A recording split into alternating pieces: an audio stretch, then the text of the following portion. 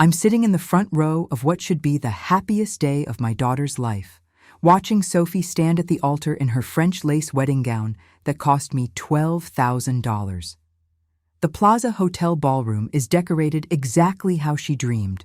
White roses everywhere, crystal chandeliers catching the afternoon light, 200 guests dressed in their finest. I've spent $125,000 on this wedding because my only child deserves perfection. But there's this feeling in my stomach, this sick, twisted sensation I've been trying to ignore for months now.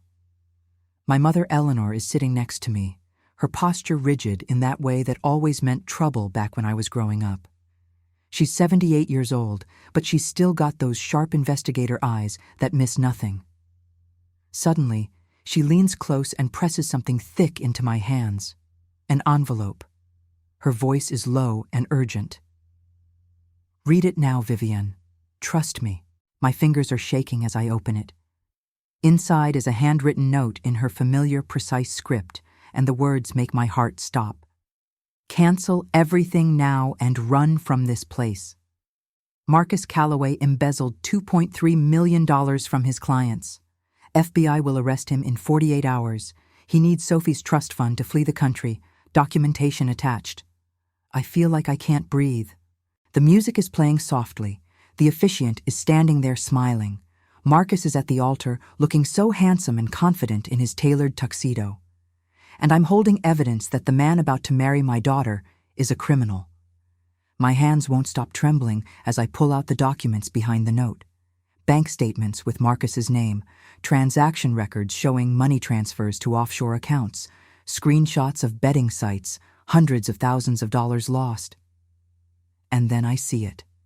A printed email exchange between Marcus and someone named DR, talking about access to funds after marriage and having passports ready for quick exit. This can't be real. But I know my mother. Eleanor Ashford doesn't do drama. She doesn't make accusations without proof. She spent 30 years as a private investigator specializing in corporate fraud. If she's giving me this, it's real. "Mom." "What?" I whisper, but she cuts me off. "Sophie told you she's pregnant, didn't she?" My stomach drops. "Yes. Sophie told me last night, crying happy tears, saying she and Marcus were going to have the perfect family. She's 6 weeks along." "He's using her, Vivian. He researched your family before he ever accidentally met her at your gallery. He knows about the $3 million trust fund she gets access to after marriage. That's why he pushed to move the wedding date up." I look up at the altar again. Marcus is checking his watch. He seems nervous, but I always thought that was normal groom jitters. Now I'm seeing it differently. He needs this wedding to happen. He needs it desperately. "How long have you known?" I ask. 3 weeks. I hired an investigator the day Sophie mentioned Marcus wanted access to her bank accounts. Remember? For the honeymoon planning? I do remember. Sophie had laughed about it, said Marcus was just being practical, wanting to book surprise excursions for their trip to Greece. But something about it had bothered me enough to call my mother. I didn't know she'd actually investigated him. "Why didn't you tell me sooner?" Eleanor's face is stern. "Because you would have confronted him and he would have talked his way out of it. You know how Sophie's been lately. She barely speaks to you. She thinks you can't accept anyone making her happy after what Julian did to you. If you'd accused Marcus without ironclad proof, she would have chosen him and cut us out completely." She's right. God, she's right. Sophie and I have been walking on eggshells for months. Every time I gently questioned something about Marcus, she accused me of projecting my divorce trauma onto her perfect relationship. We had a terrible fight 6 weeks ago where she said I was incapable of trusting any man because of what her father did. "The FBI?" I managed to ask. 48 hours, maybe less. One of his clients noticed discrepancies and reported him. The investigation is done. They're just finalizing the arrest warrant. The string quartet finishes their piece. The wedding coordinator steps forward, checking the time. In about 3 minutes, the processional music will start, and this will all be permanent. What do I do? My voice sounds strange, distant. You go to that preparation room right now, you show Sophie these documents, and you stop this wedding. I've already called Richard Montgomery. He's on standby. Best defense attorney in Manhattan. He'll handle the legal protection Sophie needs. I think about Sophie in her preparation room down the hall, probably touching up her makeup one last time, completely unaware that the man she loves sees her as a bank account with legs. She's pregnant with his child. She's been planning this day for 10 months. She's going to be devastated. But if I don't stop this, she'll be destroyed. I stand up. A few people near me glance over, curious. My mother stands too, and I notice now that there are 2 security guards stationed near the side exit. She's been planning this. Wait, I grab her arm. If I go back there now, Marcus will know something's wrong. He'll follow me. The security team has instructions. If he tries to leave the altar or approach the preparation area, they'll intercept. Tell him there's a bride emergency, normal pre-wedding nerves. Men buy that excuse every time. I look at the documents in my hands again. There's so much here. Transaction dates going back 3 years. The gambling addiction started small, a few $100s here and there, then escalated until he was losing tens of thousands every week. That's when the embezzlement began. Small amounts at first, then larger ones as his desperation grew. And 18 months ago, he started researching my family. There are screenshots from a private investigator's report. Marcus attended my charity gala at the gallery specifically because he knew Sophie would be there. He'd looked her up on social media, learned her routines, figured out she'd be helping me that night. Their chance meeting wasn't chance at all. I feel sick. Vivienne. My mother's voice is sharp now. 2 minutes. Are you going to save your daughter or not? That snaps me out of it. I move quickly toward the side hall leading to the preparation room. A few guests notice me leaving and whisper, but I don't care. As I pass near the altar, Marcus glances my way. Our eyes meet for just a second, and I swear I see something flicker across his face. Suspicion? Fear? Then he smiles that charming smile and looks away. I walk faster. The preparation room door has a "Do Not Disturb, Bride Preparing" sign. I knock once and enter without waiting. Sophie is standing in front of the full-length mirror, absolutely radiant. Her hair is styled in soft waves, her makeup is perfect, her dress fits like a dream. 3 of her bridesmaids are with her, Jessica, Amanda, and Caroline.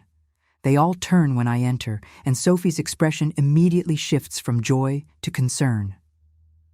Mom? What's wrong? Is everything okay? I can barely look at her. She's so happy right now, so completely, innocently happy. And I'm about to shatter that. Sophie, I need everyone else to leave for a moment. I need to talk to you privately. Jessica frowns. But the processional starts in like 2 minutes. Now, I say, and something in my tone makes them all move. The bridesmaids file out, throwing confused glances back at Sophie. When the door closes, Sophie crosses her arms. Mom, if you're about to tell me you're having doubts about Marcus again, I swear to God. Read this. I hold out the envelope. Please, baby, just read it. She stares at me for a long moment, and I can see her deciding whether to fight me or humor me. Finally, she takes the envelope. She pulls out the note first, reads it, and her face goes pale. This is insane. Where did you get this? Grandma Eleanor. She had him investigated. She what? Sophie's voice rises. You two had my fiancé investigated? What is wrong with you? Keep reading. Look at the documents. She does, but I can see she doesn't want to. She's reading reluctantly, defensively, looking for reasons to dismiss everything. But as she goes through the bank statements, the transaction records, the email exchanges, I watch her face change. Confusion, doubt, horror. This can't be right. Marcus is a financial consultant. He manages accounts. Of course there are transactions. Sophie, look at the dates. Look at the amounts. He's been stealing from his clients for 3 years. No, but her voice is weak now. He would have told me. If he was in trouble, he would have... There's a sharp knock on the door. The wedding coordinator's voice comes through. "Miss Ashford, we need to start in 30 seconds. Sophie doesn't respond. She's staring at one of the printed emails, the one where Marcus writes, "She has no idea about the money. Once we're married, I'll have access and we can be out of the country in 6 hours." "Who is he talking to?" she whispers. "We don't know yet. But Sophie, the FBI is going to arrest him. Tomorrow, maybe the day after. If you marry him today, you could be implicated. Your trust fund could be seized as part of the investigation. Everything you've worked for could be gone." She looks up at me, and I see her eyes are filling with tears. "I told him about the baby yesterday." "I know, sweetheart." "He was so happy. He held me and he said we were going to have the most beautiful family." Her voice breaks. "He said he couldn't wait to be a father." The wedding march begins playing outside. The coordinator knocks again, more urgently. "Miss Ashford, it's time." Sophie is crying now, mascara starting to run despite the waterproof formula. She looks down at her dress, then at the documents, then at me. "Mom, everyone's out there, 200 people. What do I do?" The door suddenly opens and my mother enters, moving quickly. She looks at Sophie, takes in the tears and the papers scattered around her, and nods. "Good. You read it. Now, here's what happens next. I'm going to tell the coordinator there's been a medical emergency and the wedding is postponed. Vivian, call Richard Montgomery. Numbers in your phone under RM. Sophie, you stay here and don't talk to anyone, especially not Marcus." "Grandma, I can't just—" "Yes, you can. And you will. That man out there researched you like a target, manipulated you into falling in love with him, and planned to steal your money and abandon you, probably in some country with no extradition treaty. Do you really want to marry him?" Sophie shakes her head, still crying. "Then we stop this. Right now." My mother leaves the room. I can hear her authoritative voice in the hallway, telling the coordinator there's been an emergency. The music cuts off abruptly. There's confused murmuring from the guests. I move to Sophie and pull her into my arms. She collapses against me, sobbing into my shoulder, and I hold my daughter the way I haven't been able to hold her in months. All the distance between us, all the tension, it dissolves in this moment of crisis. "I'm so sorry," she keeps saying. "You tried to warn me. You tried to tell me something was wrong, and I wouldn't listen." "Shh. It's okay. You're safe now." Outside, I hear Marcus's voice, loud and demanding. "What do you mean there's an emergency? I need to see Sophie, right now." Then my mother's voice, cold and commanding. "Mr. Calloway, you need to step back. The bride has requested privacy." "Like hell! That's my fiancé in there." There's a scuffle. The security guards, I realize, they're blocking him. Sophie pulls back from me, wiping her face. "He's going to come in here. He's going to try to explain, and I'm going to want to believe him because that's what I always do. I make excuses for people." "No," I tell her firmly. "Not this time. This time you're going to trust your mother and your grandmother. We're getting you out of here." The fire door at the back of the preparation room suddenly opens, and my mother reappears with 2 security guards. "Service exit. Cars waiting downstairs. Let's go." Sophie looks at me, then at her grandmother, then at the door where Marcus is still arguing with security. She takes a deep breath, picks up her skirts, and nods. "Okay, let's go." We move quickly through the service corridor, down the back stairs, Sophie still in her full wedding gown. I'm holding the envelope of documents tight against my chest. Behind us, I can hear Marcus's voice getting more desperate, more angry. And I realize my mother was right about everything. This man never loved Sophie. He needed her. And now that his plan is falling apart, he's showing his true face. 3 minutes ago, I was sitting in that ballroom thinking this was just my trauma making me paranoid. 3 minutes ago, I was ready to watch my daughter marry a man I had bad feelings about, but no proof against. Now I understand everything, and now I'm running through the Plaza Hotel's service exit with my daughter still in her wedding dress, saving her from the biggest mistake of her life. I need to explain how we got here, how I ended up running through a service exit with my daughter in a wedding dress, fleeing from the man she thought she'd spend her life with. It started 14 months ago at a charity gala I hosted at my gallery in Soho. The Ashford Gallery has been my life's work for the past 8 years, built from the ground up after my divorce from Julian. That divorce nearly destroyed me, but I took the settlement money and turned it into something I could be proud of. By the time of that gala, I was representing 12 established artists and had a reputation for discovering emerging talent. The event was raising money for arts education programs in underfunded schools, and we had a good turnout. About 150 people, including some serious collectors. Sophie was helping me that night. She'd always been good at events, knew how to talk to donors, make them feel special. She was 27 then, working as a designer for a firm in Brooklyn, making decent money but not loving the corporate environment. She'd told me a few weeks earlier that she was thinking about going independent, starting her own design consulting business. I remember being so proud of her ambition. That's when Marcus appeared. He came with the Patterson Group. They're venture capitalists who collect contemporary art. I'd met them before at other events, but never really connected with them. Marcus was introduced as a financial consultant who worked with several of their portfolio companies. He was handsome, I'll give him that. Tall, well-dressed, that kind of easy confidence that comes from growing up with privilege. Or at least, that's what I thought at the time. I watched him work the room. He was good at it, asking the right questions about the art, making insightful comments. When he got to Sophie, I saw him pause, really look at her. And then he turned on the charm. "You have an incredible eye," he told her, gesturing at a piece she'd been describing to another guest. "The way you explained the symbolism, that's not something you learn, that's intuition." Sophie blushed. My daughter has always been beautiful, but she's never quite believed it. After watching her parents' marriage implode when she was 24, she'd been cautious about relationships. She'd dated, but nothing serious. She told me once that she was terrified of ending up like me and Julian, bitter and broken. So when this charming, successful man showed genuine interest in her thoughts about art, about design, about her dreams of starting her own business, she was flattered. They talked for over an hour that night.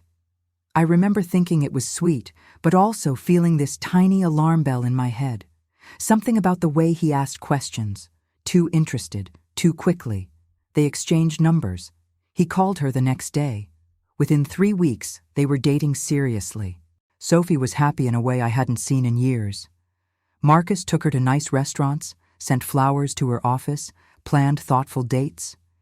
He met me for lunch and asked respectful questions about my business, about raising Sophie as a single mother, about my own journey after the divorce. He said all the right things. "I know trust doesn't come easy after what you've been through, Mrs. Ashford. I just want you to know that I see Sophie for who she really is. She's extraordinary, and I'm going to prove to her every day that she deserves to be treated that way." I wanted to believe him. God, I wanted to believe him because Sophie was so happy. But that alarm bell kept ringing quietly in the back of my mind. At 3 months, Marcus mentioned casually over dinner that he'd been looking at engagement rings. Sophie told me this with tears of joy in her eyes. I smiled and said all the right things, but inside I felt cold. "Isn't it too fast?" I asked her later when we were alone. Her face closed off immediately. "Mom, not everyone needs 7 years to figure out if someone's right for them." That was a dig at my relationship with Julian. We'd dated for 3 years, been engaged for 2, married for 7, before it all fell apart. Fair enough.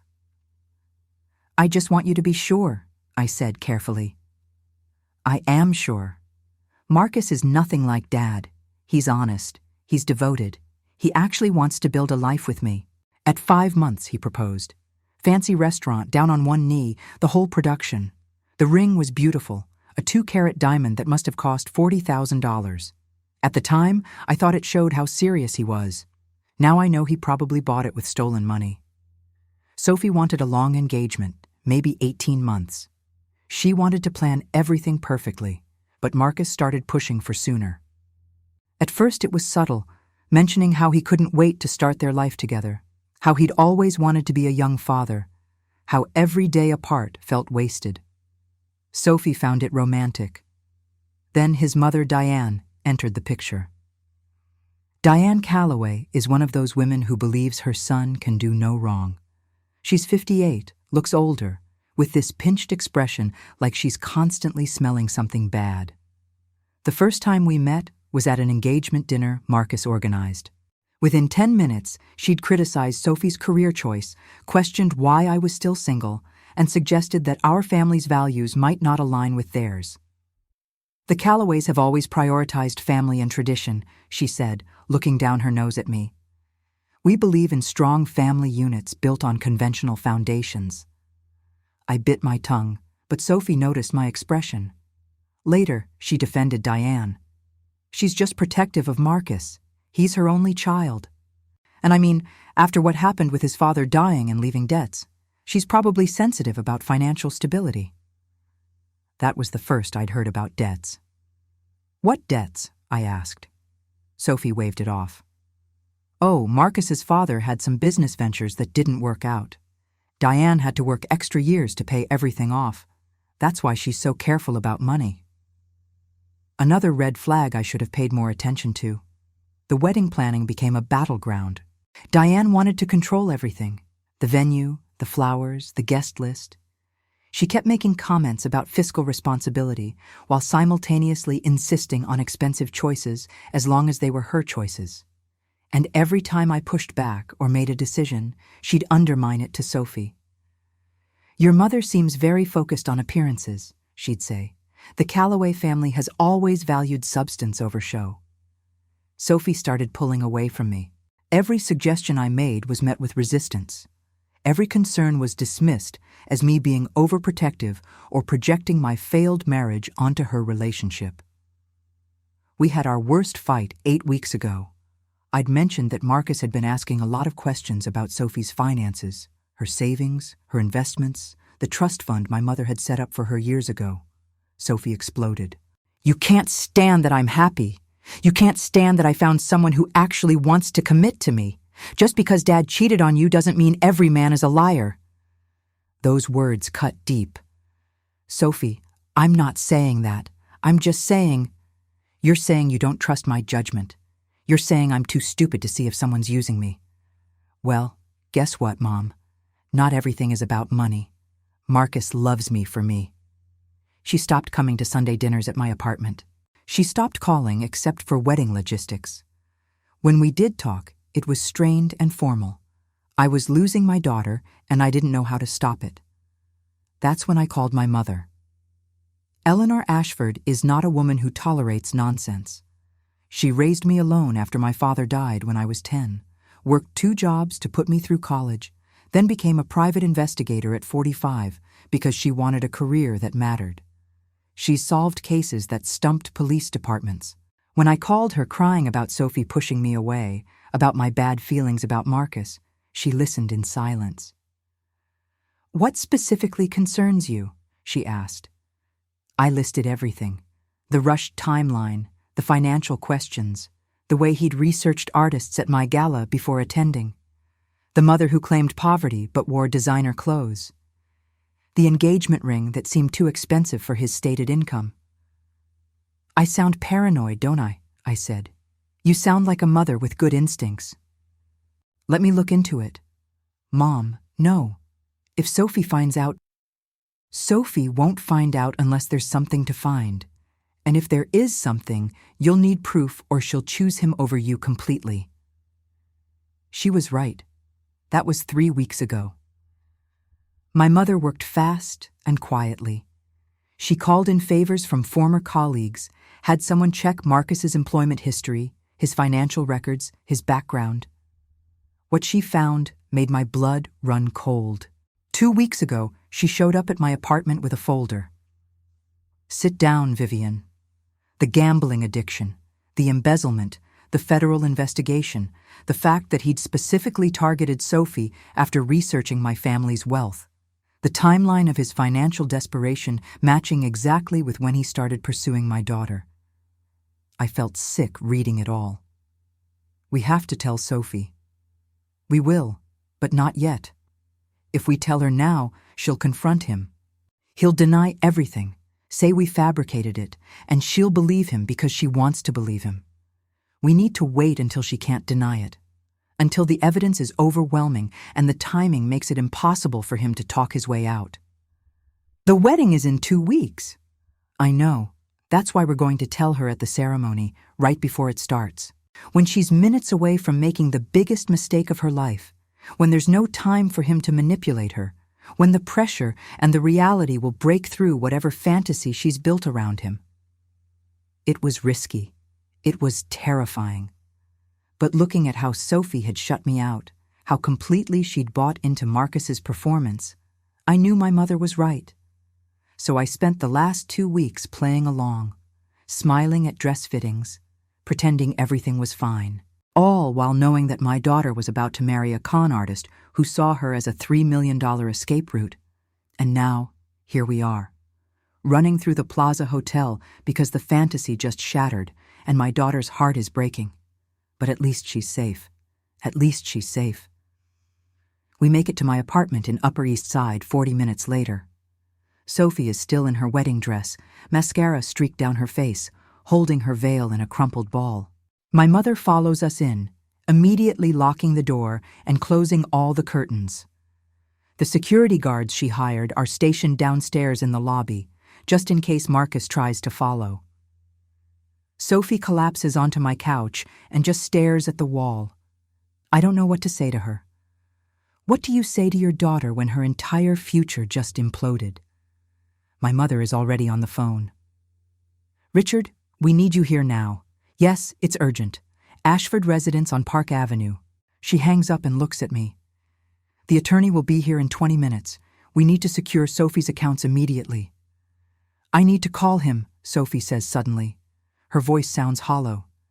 I need to hear him explain. Absolutely not, my mother and I say in unison. He deserves a chance to... He deserves nothing, my mother cuts her off. Sophie, listen to me. That man researched you like a mark. He manipulated every interaction you had. If you call him now, he'll have an explanation ready. He'll make you doubt what you saw in those documents. That's what con artists do.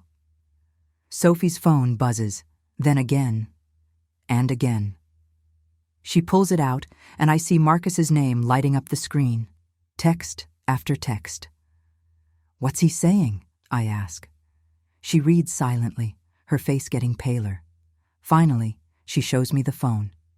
Baby, I don't know what your mother told you, but it's all lies. She's never approved of us. She's trying to destroy our happiness. Please call me. I love you. We can fix this. Another text comes through. Your grandmother had me investigated like a criminal. Do you know how that feels? They're trying to control you. Don't let them. We belong together. And another. Sophie, you're carrying our child. Our child. Doesn't that matter to you? Doesn't our family matter? Sophie's hands are shaking. He knows about the baby. I only told him yesterday. And he's using it to manipulate you, I say gently. Look at what he's doing. He's not addressing anything in those documents. He's not denying the embezzlement or the gambling. He's just attacking us and appealing to your emotions. More texts flood in, each one more desperate than the last. 200 people just watched you humiliate me. My career is over because of your family's paranoia. I gave you everything. I loved you. And this is how you repay me? Fine. If this is what you want, don't come crying to me when you realize your mother has ruined your only chance at happiness. That last one makes Sophie flinch. She turns off her phone and sets it down like it's burning her hand. The doorbell rings. My mother checks the security monitor and nods. It's Richard. Richard Montgomery is 62, silver-haired, and one of the most expensive defense attorneys in New York. He's wearing a suit that probably costs more than most people's monthly rent. My mother worked with him on several cases back in her investigative days, and he owes her more than a few favors. He sits down across from Sophie and opens his briefcase. Miss Ashford, I need you to listen very carefully to what I'm about to tell you. Marcus Calloway is currently under federal investigation for embezzlement, wire fraud, and money laundering. The FBI has been building a case against him for approximately 6 months. They have substantial evidence, including testimony from 3 of his clients and forensic analysis of his financial records. Sophie's eyes widen. 6 months? But we've been together for over a year. Yes, which means he was already under investigation when he met you, when he started dating you, when he proposed to you. Richard pulls out more documents. I've spoken with a contact at the Bureau. They were planning to arrest him on Monday morning. That's tomorrow. I feel my stomach drop. Tomorrow. If we'd gone through with the wedding, Sophie would have been married to him for less than 24 hours before federal agents showed up. But why didn't they arrest him sooner? Sophie asks. They wanted to build an airtight case. White-collar crime investigations take time. They needed to trace every transaction, interview every victim, secure all the evidence. They were thorough. Which is why, when they do arrest him tomorrow, he's not getting out on bail. Sophie puts her face in her hands. This can't be real. This can't be happening. Richard's voice softens slightly. I know this is devastating, Miss Ashford, but you need to understand something. The moment you married Marcus Calloway, you would have become legally liable for his debts and potentially complicit in his crimes. Your trust fund, your savings, everything you own could have been seized by federal prosecutors. Your mother and grandmother saved you from financial ruin and possibly prison time. That makes Sophie look up. Prison? If prosecutors believed you knew about his crimes or benefited from the stolen money, yes. Spouses are often investigated in these cases. It would have destroyed your life. There's a long silence. Sophie is processing, and I can see the moment it really hits her. Not just that Marcus is a criminal, but that he would have taken her down with him without a second thought. What do I do now? She whispers. First, we secure all your financial accounts, change every password, enable 2-factor authentication, alert your bank that you're a potential victim of fraud. Second, you cooperate fully with federal investigators when they contact you, which they will. Third, you cut off all contact with Marcus Calloway immediately. No calls, no texts, no meetings, nothing. He knows where I live, Sophie says suddenly, fear creeping into her voice. He has keys to my apartment. I stand up immediately. You're staying here. We'll send someone to get your things tomorrow and change your locks. My mother is already making calls, arranging for locksmiths and security. This is what she's good at, taking control in a crisis, making things happen. Richard spends the next hour walking Sophie through everything. The legal implications, the timeline of the investigation, what to expect when the FBI contacts her. She signs documents authorizing him to represent her, provides access to her financial accounts for protection, gives statements about what Marcus knew and when. By the time Richard leaves, it's almost 7 in the evening. The wedding reception should be in full swing right now. Instead, my daughter is sitting in my living room in a wedding dress, her whole life in pieces. I need to get out of this dress, she says quietly. I help her into my bedroom, unzip the complicated back. The dress pools on the floor, and she steps out of it in her underwear and just stands there looking lost. I grab one of my silk robes and wrap it around her shoulders. I'm so stupid, she says. All the signs were there, and I ignored them. You're not stupid. You were in love. He was convincing. That's what manipulators do. The way he always asked about money, the way he pushed to speed up the wedding, the way he wanted access to my accounts. She laughs bitterly. You tried to tell me. You tried so many times, and I called you paranoid. Sophie? No, Mom. I was awful to you. I said horrible things. I pushed you away because I was so desperate to prove that I could have what you didn't. A perfect relationship, a perfect marriage, a perfect family. She starts crying again. I was so arrogant. I pull her into my arms. You wanted to be happy. There's nothing wrong with that. But I wanted it so badly that I ignored reality. I ignored you. I chose him over you. She pulls back to look at me. How did you know? What did you see that I didn't? I think about how to explain intuition to someone who's just learned to distrust her own judgment. I saw someone who was too perfect, who said exactly the right things at exactly the right times. I saw someone who was performing rather than being. And maybe I saw it because I'd been there before with your father. Not the criminal part, but the manipulation. The way Julian made me doubt my own perceptions until I caught him with proof I couldn't deny. I'm turning into you, Sophie says miserably. Failed relationship, trust issues, the whole package. Hey. I make her look at me. You're nothing like me at my worst. You know why? Because you trusted your mother when it counted. You read those documents with an open mind.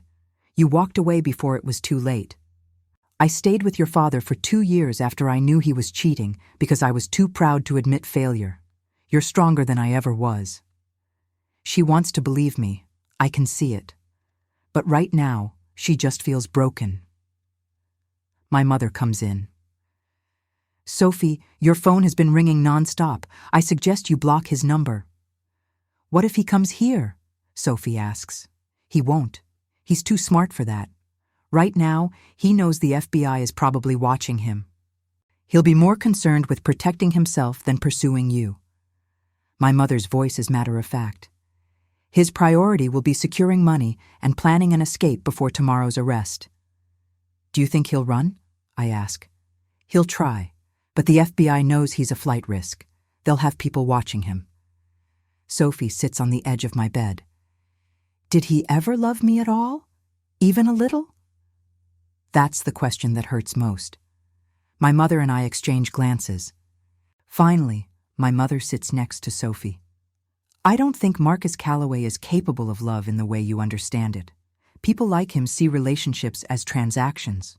You represented money, security, escape. Those are what he valued.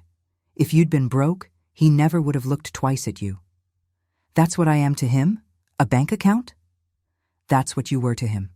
Past tense, you're free of him now. But freedom doesn't feel good right now. Sophie looks devastated, and I don't know how to fix it. My phone rings. It's Jessica, one of Sophie's bridesmaids. I step into the hallway to answer. Vivian? What the hell happened? Everyone's still at the hotel, completely confused. Marcus is telling people that Sophie had a breakdown and that you and Eleanor kidnapped her. He's saying what? He's playing the victim, saying you've always hated him and that you sabotaged the wedding because you can't handle Sophie being happy. Diane is backing him up, telling anyone who'll listen that the Ashford family is unhinged. Some people are actually believing them. I feel rage building in my chest. Jessica, listen to me. Marcus is under federal investigation for embezzlement. He's being arrested tomorrow. He used Sophie to try to access her trust fund so he could flee the country. Everything we did today was to protect her. There's shocked silence on the other end. Oh my God. I need you to do something for me. Quietly tell the people who actually care about Sophie what's really happening. Don't make it public. Don't confront Marcus or Diane. Just make sure Sophie's real friends know the truth. Of course. Vivian, is she okay? She's devastated, but she's safe. That's what matters. After I hang up, I find my mother in the kitchen making tea. She's always made tea during crises, like hot liquid can somehow fix everything. Marcus is spreading lies at the hotel, I tell her, saying we kidnapped Sophie. Let him. By tomorrow afternoon when the FBI arrests him, everyone will know the truth.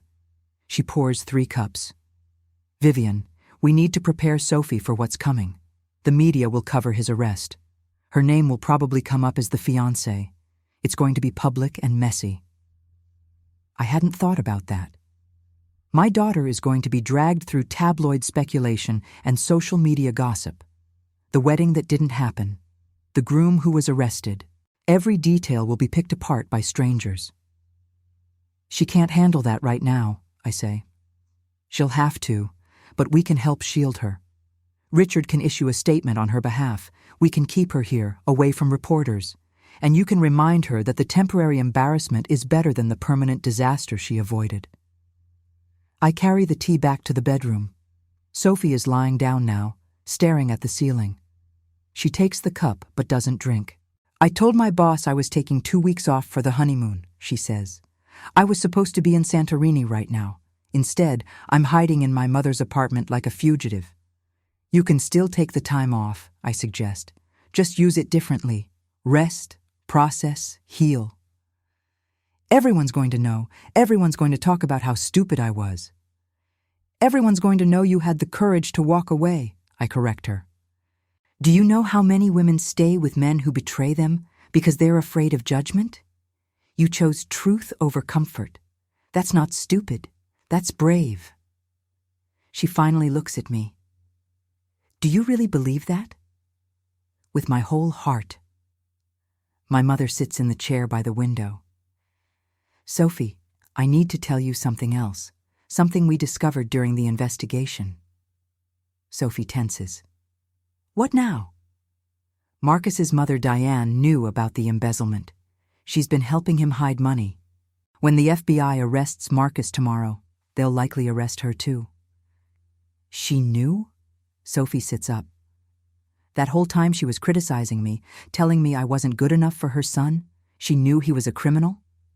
She spent her entire life enabling him, making excuses for him, protecting him from consequences. It's why he became the person he is. She taught him that he could do anything and Mommy would fix it. Sophie's expression shifts from hurt to anger. She looked me in the eye at dinner parties and criticized my career, my family, my choices, all while knowing her son was planning to rob me blind. That's exactly right. I want them both to rot in prison. There's my girl. The anger is healthier than the self-blame. Anger means she's fighting back. They probably will, my mother says calmly. The evidence against them is substantial. Marcus is looking at 15 to 20 years. Diane will probably get 5 to 10 as an accomplice. Sophie absorbs this. Then, surprisingly, she takes a sip of her tea. What about the baby? I'd been waiting for her to bring that up. What about it? I don't know if I can... With everything that's happened, she trails off. You don't have to decide anything right now, I tell her. You have time. Whatever you choose, we'll support you. I don't want to be tied to him for the rest of my life, she whispers. I don't want his child asking about their father and having to explain that Daddy's in prison for fraud. My mother stands. Then you have your answer. Sophie, there's no shame in choosing what's right for you. This isn't the time or the circumstances for a child. Sophie nods slowly. Can you help me? With finding a doctor? Of course, I say immediately. We'll take care of everything. She closes her eyes. I feel like my entire life just exploded. This morning I was getting married. Tonight I'm planning an abortion, and my fiancé is about to be arrested by the FBI. How did this happen? You loved someone who didn't exist, I say gently. The Marcus you fell in love with was a character he created. The real Marcus Calloway was always a desperate criminal looking for an escape route. You're grieving someone who was never real. That almost makes it worse. I know. We sit in silence for a while. Outside, it's getting dark. The city lights are coming on. Somewhere out there, Marcus is probably panicking, trying to figure out his next move. Diane is probably helping him plan something desperate. And tomorrow, the FBI will end whatever schemes they're hatching. But in here, in my apartment, my daughter is safe. Hurt, angry, devastated, but safe. And really, that's all that matters. At 3 a.m, I wake up to shouting in the hallway. Sophie is screaming, and for a terrifying moment, I think Marcus somehow got into the building. I run out of my bedroom and find her in the living room with my mother, both staring at a phone. What's happening? Sophie turns to me, her face white with shock. He tried to run. Marcus tried to run, and they caught him. My mother hands me her phone. It's a news alert from a local breaking news site. The headline reads, Manhattan financial consultant arrested at JFK attempting to flee country. I read quickly.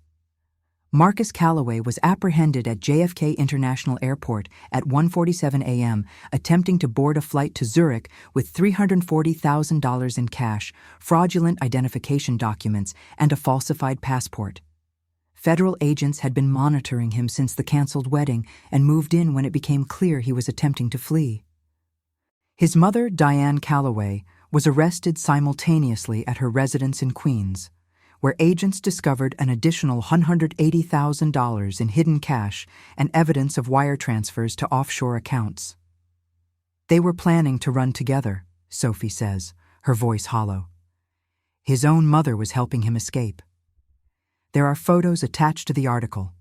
Marcus in handcuffs being led through the airport by FBI agents. His face is twisted with rage, nothing like the charming smile he always wore. Diane is in another photo, looking defiant even as they escort her to a federal vehicle. If I'd married him... Sophie can't finish the sentence. But you didn't, my mother says firmly. That's what matters. My phone starts ringing. It's Richard Montgomery. Have you seen the news? He asks. We're looking at it now. Good. The FBI will want to interview Sophie tomorrow. Today, I mean, since it's already Monday morning. I'll be with her for the entire interview. They're going to ask what she knew, when she knew it, and whether she was ever involved in any of Marcus's schemes. She wasn't involved in anything, I say sharply. I know that, and we'll make sure they know that too. But Vivian, there's something else. The FBI found evidence that Marcus was planning to clean out Sophie's trust fund the day after the wedding and disappear with both her money and the stolen funds. We're talking about a total of nearly $6 million he planned to take. I feel sick. $6 million. My daughter's entire future. Everything my mother had saved for her. Everything I'd contributed to over the years. All of it would have been gone. There's more, Richard continues. They found text messages between Marcus and Diane discussing whether they should deal with you and your mother if you became too much of a problem. Deal with? What does that mean? The FBI is still analyzing the messages, but the implication is concerning. They may have been considering physical threats or worse. My blood runs cold. They were going to hurt us? Sophie grabs the phone from my hand. What are you saying? That Marcus would have hurt my mother? I can hear Richard's careful attorney voice through the speaker. Miss Ashford, desperate people do desperate things. Your mother and grandmother were obstacles to Marcus's plan.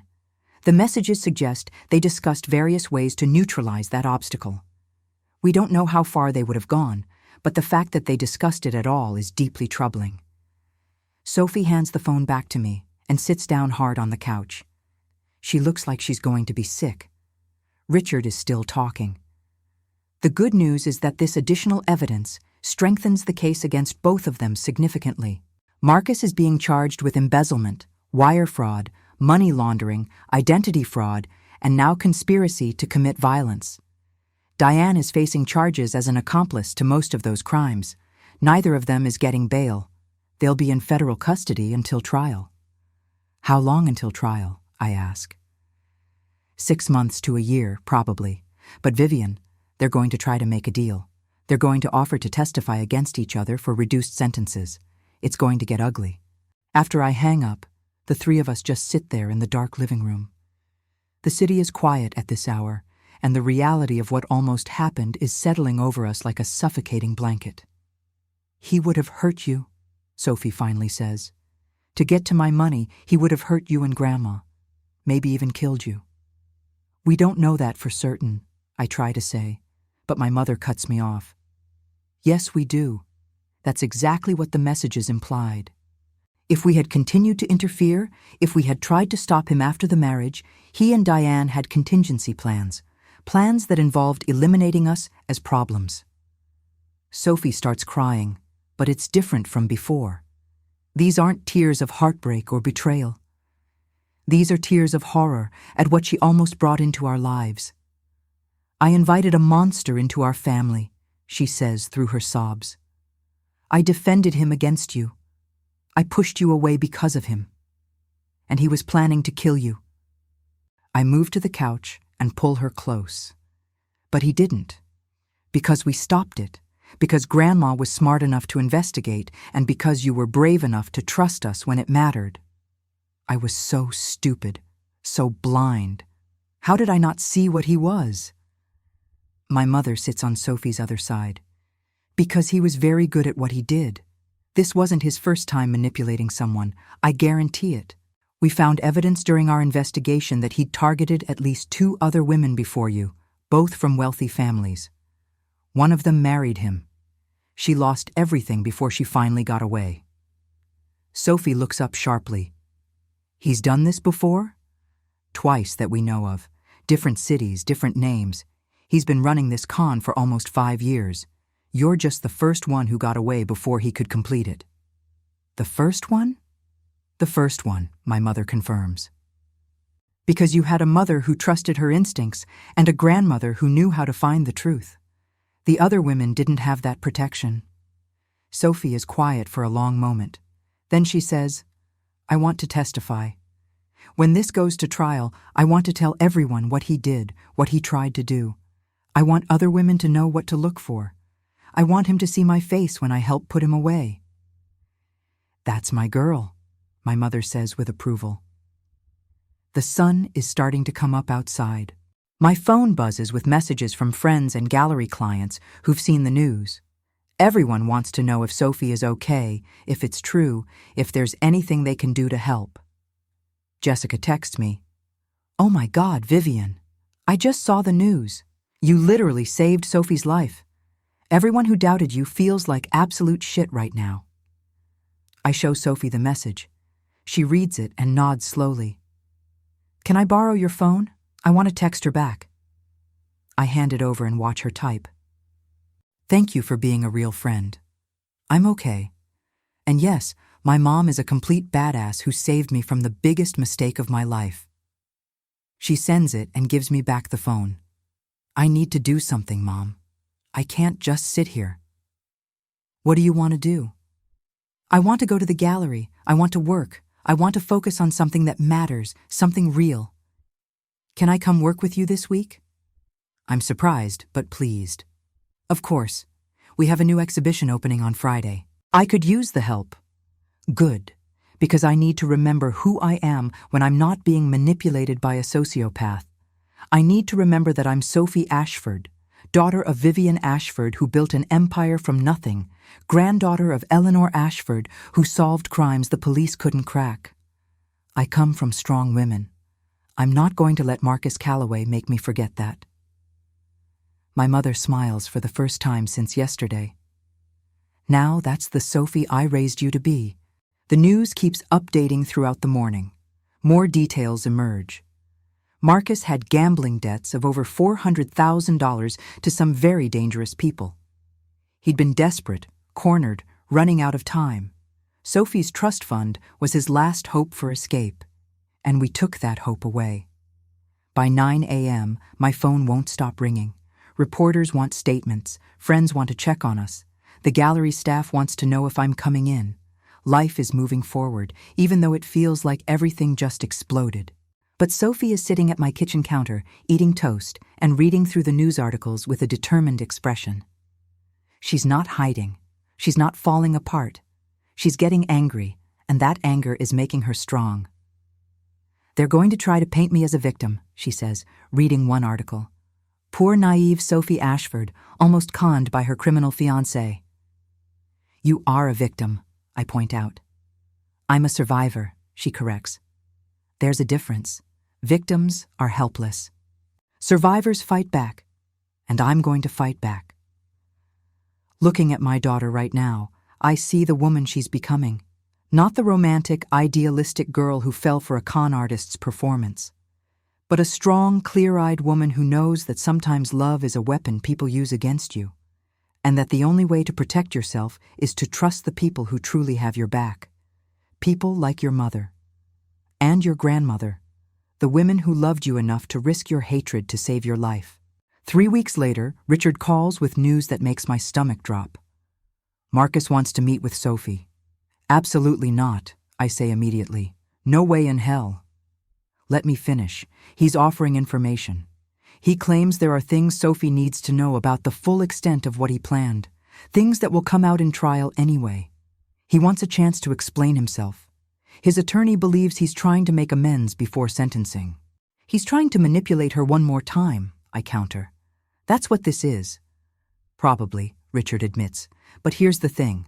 The prosecution wants Sophie to hear whatever he has to say. They think he might incriminate himself further or reveal details about accomplices we don't know about yet. They want to record the conversation. So they're using my daughter as bait? They're giving her a chance to get answers. And Vivian, whether we like it or not, Sophie has a right to face him if she wants to. I find Sophie at the gallery.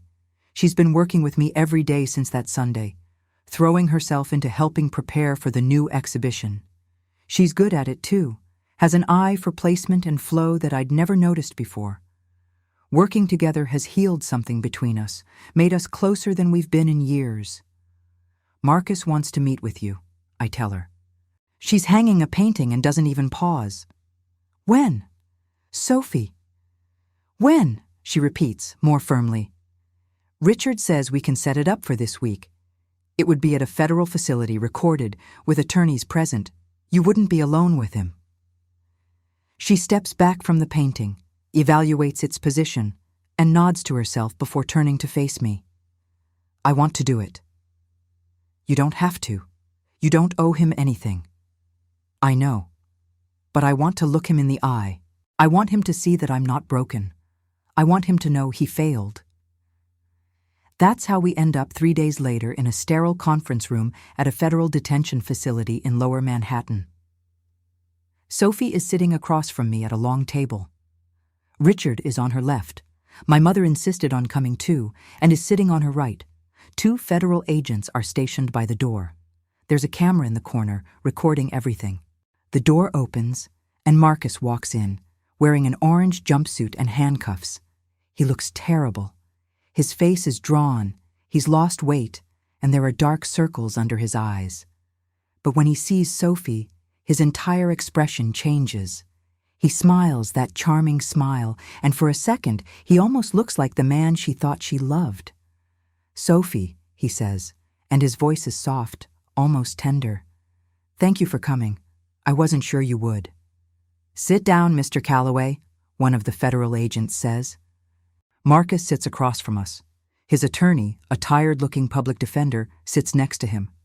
The agent reminds everyone that the conversation is being recorded and that anything said can be used as evidence.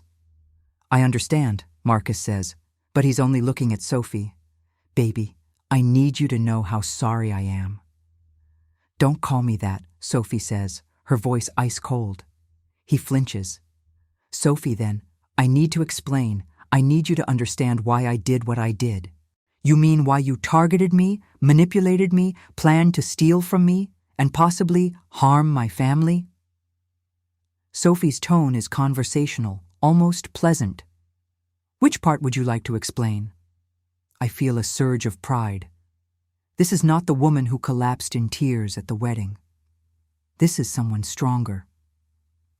Marcus's mask slips for just a second. I see frustration flash across his face before he controls it.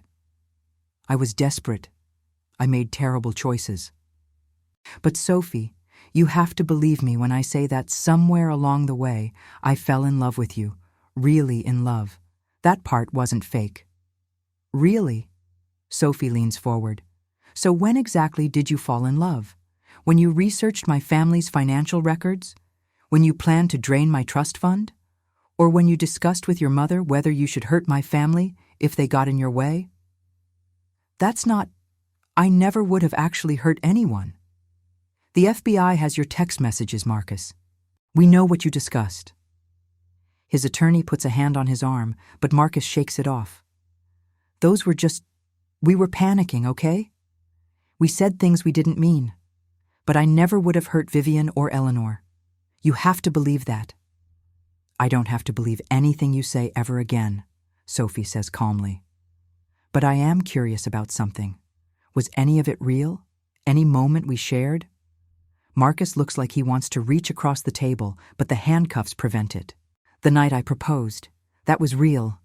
I was terrified you'd say no, not because of the money, but because I'd realized I actually cared about you. I know you don't believe me, but it's true.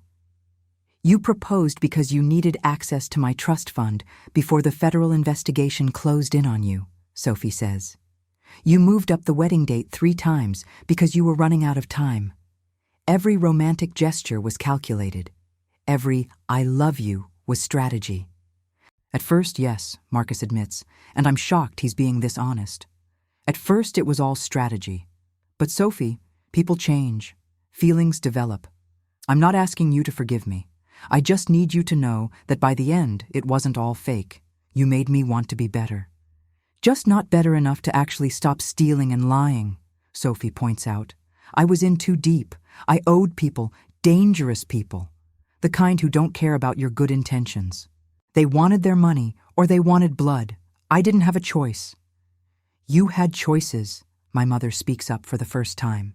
You could have gone to the authorities. You could have declared bankruptcy. You could have faced the consequences of your gambling addiction. Instead, you chose to victimize an innocent young woman. Marcus turns to her, and I see real hatred in his eyes for a moment. You're the one who destroyed everything. If I hadn't interfered, you'd have stolen my granddaughter's money, abandoned her, and possibly harmed us when we tried to find you, Eleanor says coldly. Don't pretend I'm the villain in this story. Why did you want this meeting? Sophie asks, cutting through the tension. What did you need to tell me that couldn't wait for trial? Marcus takes a deep breath. There are things that are going to come out during the trial. Things about me, about my past. I wanted you to hear them from me first. Like the fact that you've done this before? Sophie asks. We already know. 2 other women, 2 other cons. You're a professional predator. He looks genuinely surprised. You know about that? We know everything, Marcus. My grandmother is very thorough. His attorney leans over and whispers something to him. Marcus shakes his head. No, I'm going to tell her. She deserves to know. Know what? I ask suspiciously. Marcus looks at Sophie with something that might be genuine regret. The pregnancy. It wasn't an accident. Sophie goes very still. What are you talking about? I switched out your birth control pills 3 months ago, replaced them with placebos. I needed you pregnant because I knew it would make it harder for you to leave me, harder for your family to interfere. A baby ties people together forever. Even if you'd discovered the truth about the money, I thought you'd stay for the baby. The silence in the room is deafening. Sophie's face has gone completely white. I feel like I've been punched in the stomach. You tampered with my birth control, Sophie says slowly, like she's testing out the words. You forced me into a pregnancy. I didn't force. Yes, you did. Sophie's control finally breaks. She stands up so fast her chair falls backward. That's reproductive coercion. That's abuse. You violated my body, my autonomy, my right to choose. Sophie, I'm sorry. You have no idea what you did to me.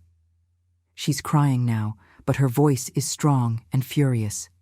I terminated that pregnancy because I couldn't stand the thought of being connected to you, and now you're telling me you engineered it? You planned it? You used my own body against me? Marcus looks panicked now, realizing he's made a terrible mistake. I thought you should know the truth before... Before what? Before I testified against you? Is that what this is? You wanted to traumatize me so badly that I couldn't face trial? Or did you actually think telling me this would somehow make me forgive you? His attorney is trying to calm the situation down, but one of the federal agents steps forward.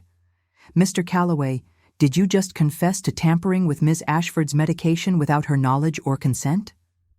Marcus realizes what he's done. The recording, the federal agents. He just confessed to another crime on tape. That's not what I meant to... That's reproductive coercion, the agent says. That's a felony in New York State. You just added another charge to your list. Sophie is shaking with rage. Is there anything else? Any other violations you want to confess to while we're here? Did you drug me? Steal my identity? Sleep with my friends? No. God, no. Sophie, I just wanted to be honest with you. I wanted you to know everything before the trial. You wanted to hurt me one more time, Sophie says, her voice dropping to something cold and deadly. You wanted to see me break. You wanted to feel powerful when you've lost everything else. That's what this really is. One last manipulation. One last chance to control me. She turns to Richard. Are we done here? Is there any legal reason I need to stay in the same room as this monster? Richard stands. We're done. Sophie's cooperated fully. Unless Mr. Calloway has anything else he'd like to confess on the record? Marcus looks desperate now. Sophie, please. I'm going to prison for 20 years, probably more now. I'm trying to make amends. I'm trying to give you closure. You want to make amends? Sophie leans across the table, and I see my daughter's strength, my mother's strength all blazing in her eyes. Here's your closure. I'm going to testify against you. I'm going to tell the jury every detail of how you manipulated me, how you planned to rob me, how you violated my body and my trust. I'm going to make sure you get the maximum sentence for every single charge. And then I'm going to live the most amazing life without you. I'm going to be successful and happy and surrounded by people who actually love me. And you're going to rot in a cell, knowing that you had a chance at something real with me and you destroyed it with your greed and your cowardice. She straightens up. That's your closure, Marcus. That's all you get from me, ever. She walks toward the door. My mother and I follow immediately. Richard gathers his papers and joins us. Behind us, I hear Marcus calling out, Sophie, Sophie, please, I'm sorry. I really am sorry. But Sophie doesn't turn around. She walks through that door with her head high, and she doesn't look back. Outside in the hallway, she finally allows herself to break down. I hold her while she sobs, but these aren't the same tears as before. These are cleansing tears, releasing tears, the tears of someone who just took her power back. I'm so proud of you, I whisper into her hair. You were magnificent in there. He thought he could break me one more time, she says through her tears. He thought telling me about the pregnancy would destroy me, but all it did was make me stronger. All it did was show me exactly what kind of monster he really is. My mother puts her hand on Sophie's shoulder. You gave him nothing, no forgiveness, no absolution, no power over you. That's how you win against people like him. Richard looks impressed. That confession about the birth control was a gift. The prosecution is going to add reproductive coercion to his charges. That's another 5 to 7 years potentially. He just increased his own sentence trying to hurt you. Sophie wipes her eyes and nods. Good. I hope he regrets every single choice he made. I hope he lies awake at night in his cell, thinking about everything he lost. We walk out of the federal building together, 3 generations of Ashford women who refuse to be victims. The sun is shining, the city is moving around us, and Sophie is free. Really, truly free. That night, back at my apartment, Sophie asks if she can move in with me for a while. Her lease is almost up anyway, and she says she's not ready to live alone yet. I tell her she can stay as long as she needs. I think I want to go back to school, she says over dinner. Get my master's in design. Maybe teach someday. Help other women build careers and independence so they're never vulnerable to men like Marcus. That's a beautiful goal, my mother says. And maybe someday I'll be ready to date again, Sophie continues. To trust someone again, but not for a long time. I need to remember who I am first. Who I am without him, without his manipulation, without his lies. You're Sophie Ashford, I tell her. You're brilliant and talented and stronger than you know. You survived something that would have destroyed other people. You came out the other side fighting. She smiles, and it's the first genuine smile I've seen from her in weeks. I did, didn't I? I actually did it. You did, I confirm, and I've never been more proud to be your mother. We toast with wine glasses, the 3 of us, celebrating not just Sophie's survival, but her victory. Because that's what this is. Not just an escape, but a triumph. Marcus Calloway tried to destroy my daughter. Instead, he made her unbreakable. 8 months later, I'm standing in a federal courtroom watching Marcus Calloway receive his sentence. The judge reads through each charge methodically. Embezzlement, wire fraud, money laundering, identity fraud, conspiracy, reproductive coercion. The list is long, and with each count, the years add up. 23 years in federal prison. No possibility of parole for at least 15. Diane gets 8 years as an accomplice. She cries during her sentencing, claiming she was just trying to protect her son. The judge is unmoved. Protecting your son doesn't mean helping him victimize innocent people. Sophie is sitting next to me, her hand in mine. She doesn't cry. She doesn't react at all when the sentences are read. She just sits there, calm and composed, watching the man who almost destroyed her life get exactly what he deserves. When it's over, we walk out of the courthouse together. Reporters are waiting, cameras flashing, questions being shouted. Richard handles them with practiced ease while we get into the car. "How do you feel?" I ask Sophie as we drive away. She thinks about it for a moment. Relieved. Not happy exactly, just relieved that it's over, that he can't hurt anyone else for a very long time. My mother is waiting at the gallery when we arrive. She's been preparing for today's opening, a new exhibition featuring emerging female artists. Sophie helped curate it. Over the past 8 months, she's become invaluable at the gallery. She has an eye for talent that rivals my own. The gallery is packed tonight. Collectors, critics, friends, and supporters who've stood by us through everything. Jessica and the other bridesmaids are here, having remained loyal to Sophie throughout the scandal and trial. Even some of the wedding guests who initially believed Marcus's lies have reached out to apologize. I watch Sophie move through the crowd, confident and poised, discussing the artwork with enthusiasm and expertise. She's wearing a black dress that makes her look sophisticated and powerful. Her hair is shorter now, a deliberate change she made 3 months ago. "New chapter, new look," she'd said. She's been accepted into Columbia's graduate design program starting next fall.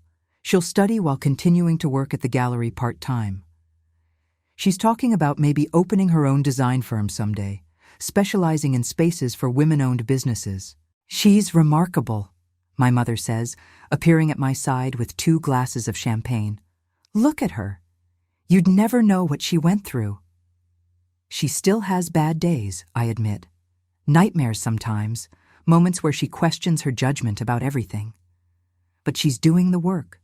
Therapy twice a week, building a support system, learning to trust herself again. That's all any of us can do after trauma.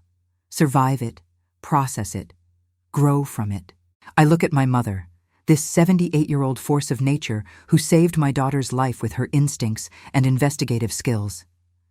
"I never thanked you properly for everything you did. You're my daughter. She's my granddaughter. I'd burn the world down to protect you both." She says it matter-of-factly, like it's the most obvious thing in the world, and for her it is. Sophie comes over, bringing with her a woman about her age. "Mom, Grandma, this is Rebecca. She reached out to me a few months ago. She's one of Marcus's previous victims." Rebecca is thin, nervous-looking, but there's strength in her eyes. "I just wanted to thank you," she says to Sophie. "I read about your testimony, about how you faced him. It gave me courage to finally press charges for what he did to me 5 years ago. The FBI is reopening my case with new evidence." Sophie takes her hand. "I'm so sorry for what he did to you, but I'm proud of you for fighting back." "I lost everything," Rebecca says quietly. "My savings, my trust fund, my relationship with my family. He destroyed my life and then disappeared before I could do anything about it. I thought I'd never get justice. Now you will," my mother assures her. "His conviction in this case will help your case tremendously. Pattern of behavior, established MO. It'll be much easier to prosecute." Rebecca nods, tears in her eyes. "He took 3 years of my life. 3 years where I blamed myself, thought I was stupid, couldn't trust anyone. Your family stopped him from doing that to anyone else. You're heroes. After she leaves, Sophie is quiet for a moment. Then she says, "There might be others. Other women he targeted that we don't know about." "Probably," I agree. "But you can't save everyone, sweetheart. You can only control your own choices." "I know. But I'm thinking about starting something. A support group or a resource for women who've been targeted by financial predators in relationships. There's not a lot of resources out there specifically for that." "That's a beautiful idea," I tell her. "And when you're ready, we'll help you build it." The exhibition is a success. We sell 6 pieces in the first hour, and by the end of the night, we've established connections with 3 new collectors.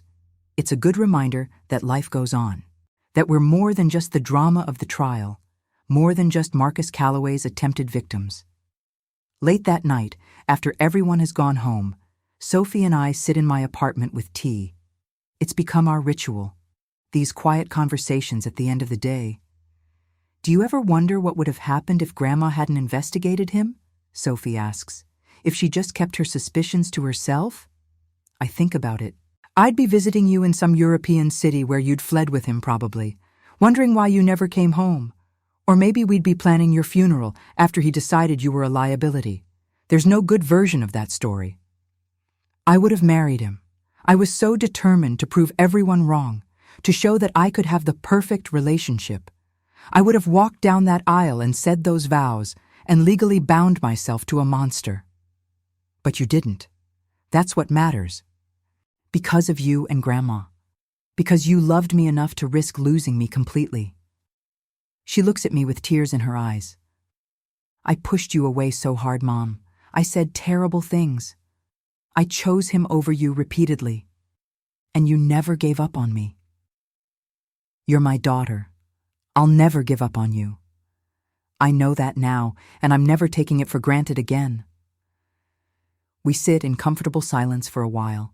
Then Sophie says, "I got asked out on a date yesterday." My heart clenches with protective fear. "By who?" "One of the artists from tonight, Daniel. He seemed nice, but I panicked and said no." "That's okay. You're not ready." "But what if I'm never ready? What if Marcus broke something in me that can't be fixed?" I set down my tea and take her hands. "Sophie, listen to me. You're not broken. You're healing. And there's a big difference. Broken things can't be repaired. But healing is an active process. Every day you get stronger. Every day you learn more about yourself. One day, when you meet someone who deserves you, you'll be ready. And you'll know the difference between manipulation and genuine care because of what you survived." "How do you know?" "Because I did it. After your father, I thought I'd never trust anyone again.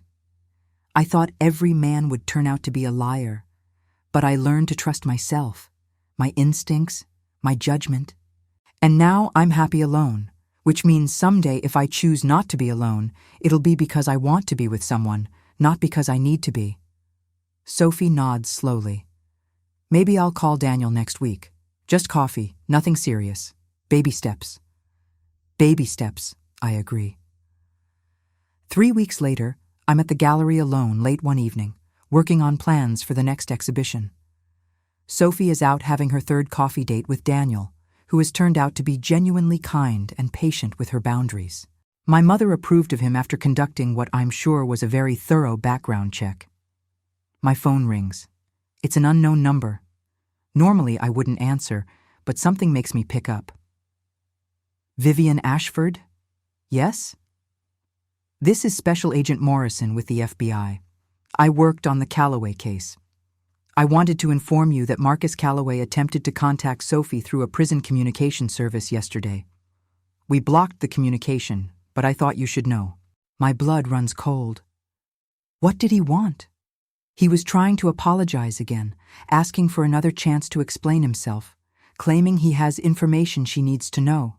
It's standard manipulation behavior. He's isolated in prison, his mother isn't speaking to him anymore, and he's fixating on Sophie as his only connection to the outside world. Can he keep trying to contact her? We flagged him in the system. Any attempts to contact any member of your family will be automatically blocked. He has no legal right to reach out to his victims. After I hang up, I text Sophie immediately.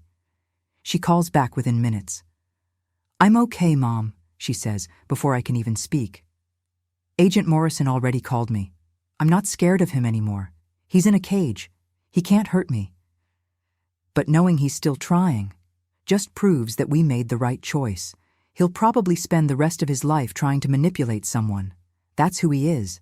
But I'm not his victim anymore. I'm his failure. He tried to break me, and he couldn't. That's what I choose to focus on.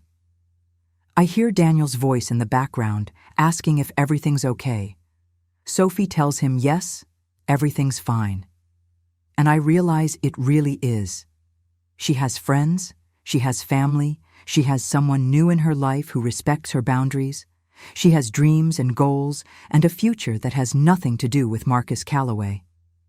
On the anniversary of what would have been her wedding day, Sophie comes to the gallery with a box.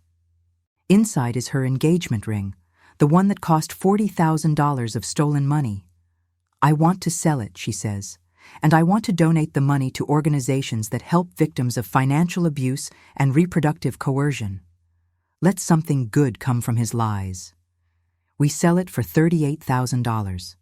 Sophie donates every penny, and the organizations send her thank you letters telling her how many women her donation will help. She frames one of them and hangs it in her bedroom. That evening, the three of us, Sophie, my mother, and I, have dinner together. We don't talk about Marcus or the trial or any of it. We talk about the gallery's success, about Sophie's graduate school plans, about my mother's idea to write a book about her most interesting cases. We talk about the future, not the past. And when I look at my daughter laughing at something my mother said, I see a woman who survived, who fought back, who refused to be defined by what someone tried to do to her. I see strength and resilience and grace. I see a woman I'm proud to call my daughter. The envelope my mother handed me at the wedding is framed now, hanging in my office. A reminder that sometimes love means making impossible choices. That sometimes protecting someone means risking everything.